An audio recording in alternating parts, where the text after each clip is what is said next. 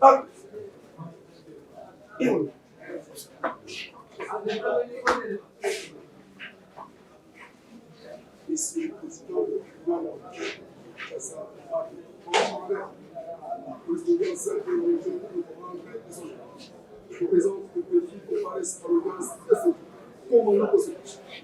C'est une affaire qui s'est produite dans la commune de Matete. Le nommé Kanasuko Funa François, âgé de 67 ans, adjudant aux forces armées de la République démocratique du Congo, est poursuivi par l'auditeur militaire des garnisons près le tribunal militaire de garnison de Kinshasa Matete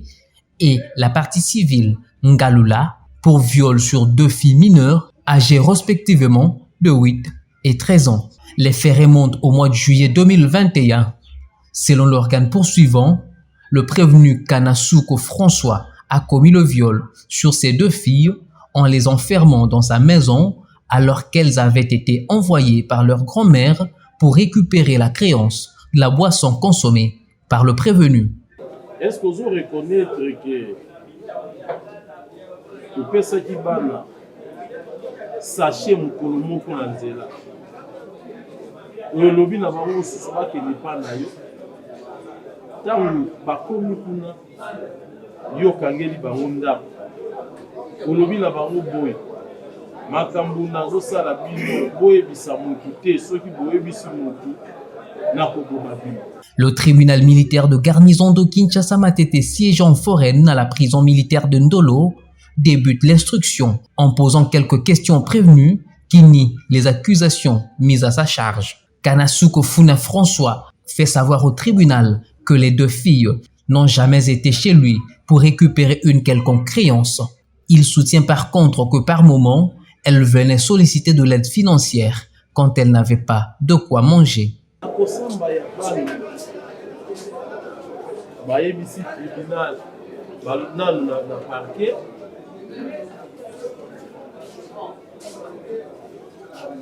te mama na bango atindaki bango akende kozwa niongo epai na yo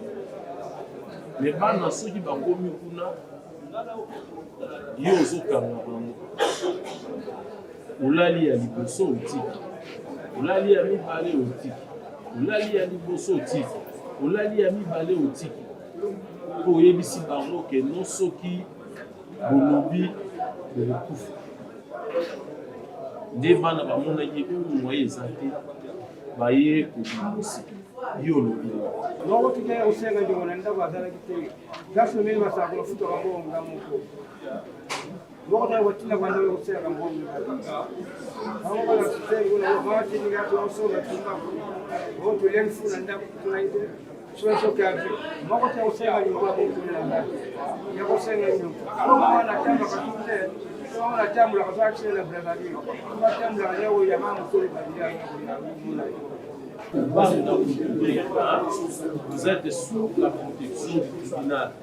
Le tribunal par l'entremise de son président, le colonel Alexis Lukunku, qui dirige le débat avec toute sérénité, fait venir la première victime devant la barre, celle âgée de 13 ans, et la pose quelques questions pour la confronter au prévenu. Dans sa déposition, la victime soutient que le prévenu était venu chez elle avec la tenue militaire pour acheter de la boisson pendant qu'elle était commise à la vente. Arrivé sur le lieu, le prévenu avait sollicité au responsable, la grand-mère des victimes, de pouvoir lui faire suivre la boisson avec ses 2 filles, chose qui fut faite à en croire la victime.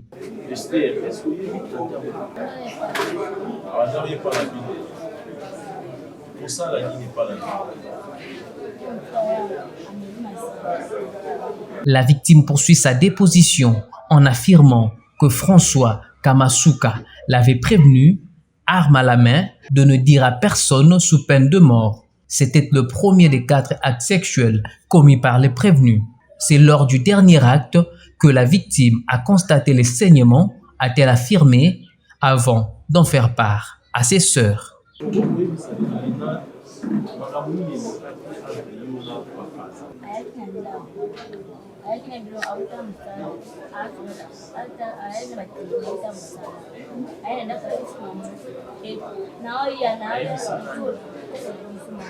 naenda kilo ngwatini ya tinda ba chikira mama sana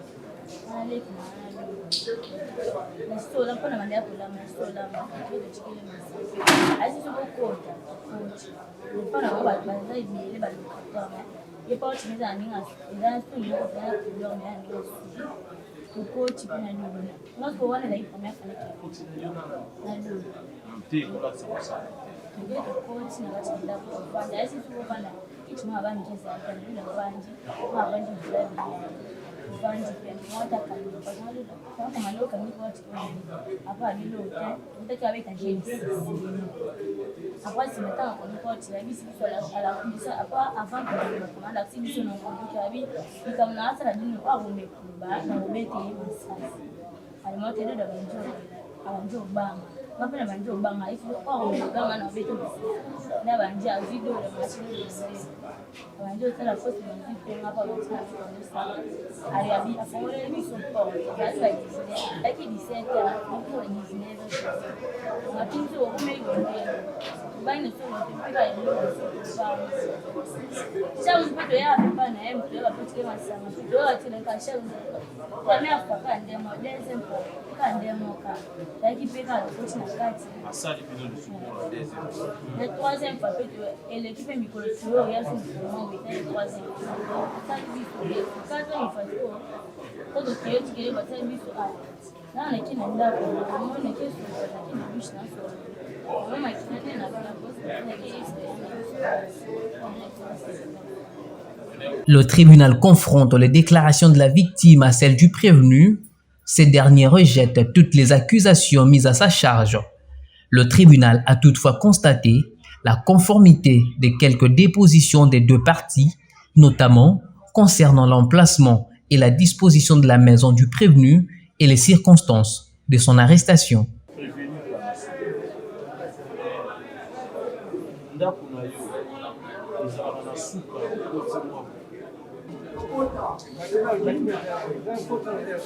eza ya suka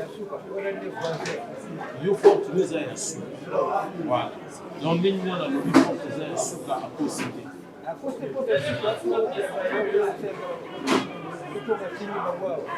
merci est-ce que mwana oyo mbongo déjà ça ya kotikela o masaka mokolo moko te okela masaka na ndako yo moko banyama ye asaka bezala na kuna batilaka mwana te masaka na ndako ezalaka te oyo osombi elaki na mwana otela masaka na ndako koma yusu Le tribunal va par la suite confronter le prévenu au procès-verbal de la phase préjuridictionnelle ou à la question de savoir s'il avait entretenu les relations sexuelles avec les victimes à 4 reprises. Il n'aurait accepté que 2 fois. Mais à l'audience de ce jour, il reconnaît sa signature, mais nie les déclarations y afférentes et déclare qu'il serait sous l'état d'ivresse au moment de la déposition pendant la phase préjuridictionnelle.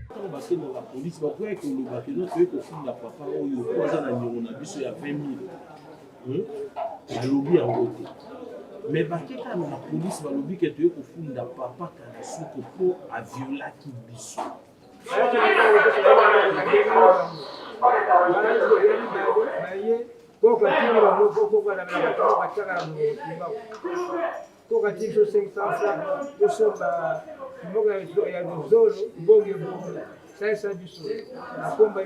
wana bayaki pa nani bayaki pa yo lobi ke owangeli ndako eza na point te bakoma te donc on suppose ke bayebi na bango ndako na yo te mais boni sika awa yo oyebisi tribunal ke te bayaki pa nanga futu bakoti na lopango bakoti bamoni nga nazofongola ponti ndako bango mpe bayebi bengi donc seki bayebi ndako baba ukatina kama mwana yeye ndio katina baba kusema mtu alabe woke na sana ndio lakini kuna nanga chini mwana mtushia nini ya bwana baya papa naona osina bilo mwana alikuwa shia mwana ndio akoti pe na ndako na yo mwana alikuwa hivi kwa muda yake acha ndako ni ndio bizala yana kanchina moko ndampani na block la sida ba kushiriki na chala block la sida shapo ana mbe kwanza mabaya na si achimbe kaka ya mwana mpanza tutafanya na kutambi mbeki bado achi sasa tiba kuna babidoni tena kanisa Beto akosite siko ndenge nini ya yebi keza studio na la police osambaki alobi na yo est-ce que je reconnaître que olalaki na bana wana mbala nini na ndako na yo yo lobi boyi oui au moins 2 fois déjà dans la maison yo lobi ke ondini ke olalaki na bango me mbala kaka mibale. Je crois que c'était la question 5 côte 2. Question 5 côte 2 PV de l'OPJ.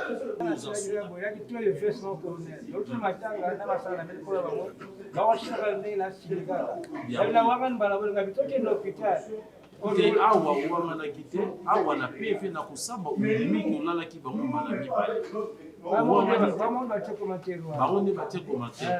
Après, au signé. Son conseil renchérit en évoquant les incohérences dans les déclarations de la victime, notamment sur le procès-verbal selon lesquels elle était menacée avec une arme. Dire ici devant votre tribunal, Monsieur le Président, mais il y a des incohérences dans les dires de la victime. Puisque vous venez de lire les PV, j'avais compulsé les PV, Monsieur le Président. Aucunement, la victime avait fait allusion à l'arme. Voilà, on nous a braqué l'arme et c'est comme ça que nous nous sommes tus de ne pas alerter les voisins. Mais curieusement, pardon, devant votre tribunal ici, on fait allusion à l'arme. Je ne sais pas si vous avez quand même, vous venez de lire, Monsieur le Président, nulle part on a mentionné que le prévenu aurait utilisé l'arme pour intimider les victimes. Ça, c'est de un. Des deux, dans ces dires, le prévenu a fait allusion, disons, il a expliqué comment se présente sa maison. Il dit, à chaque fois que vous lui posez la question, il dit qu'il était sur le véranda. Alors que sa maison, c'est un studio. Nous connaissons tous ici, puisque nous sommes passés par là quand nous étions encore célibataires. C'est pas moi, nous étions encore étudiants ou élèves. Chacun de nous est passé dans cette situation-là, d'habiter dans un studio. Mais un studio, quand on ouvre la porte, on peut voir l'intérieur du studio. Le tribunal a donc décidé de renvoyer l'affaire à la Huitaine pour la poursuite de l'instruction.